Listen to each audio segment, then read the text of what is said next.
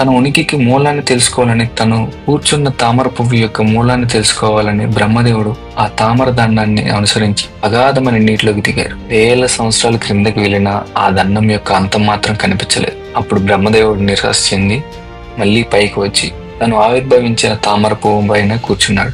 అలా నిరాశగా ఆలోచిస్తున్న బ్రహ్మదేవునికి అకస్మాత్తుగా ఆకాశం నుంచి ఒక దివ్యమైన స్వరం వినిపించింది.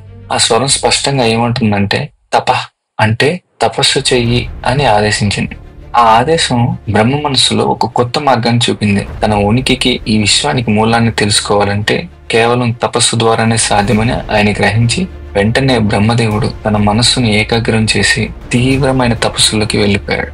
వేల దేవత సంవత్సరాలు ఆయన నిశ్చలంగా ధ్యానంలో లీనమయ్యారు. ఆయన తపస్సు యొక్క తేజస్సుతో చుట్టూ ఉన్న చీకటి మెల్లమెల్లగా తొలగిపోతూ వస్తుంది. బాక్స్ స్టోరీస్ ఛానల్లో మరిన్ని ఆసక్తికరమైన పౌరాణిక గాథలను తెలుసుకోవాలంటే తప్పకుండా మా ఛానల్ సబ్స్క్రైబ్ చేసుకోండి. ఈ వీడియో మీకు నచ్చితే లైక్ చేయండి, మీ స్నేహితులకు షేర్ చేయండి. మీ విలువైన అభిప్రాయాలను కింద కామెంట్స్ లో తెలియజేయండి.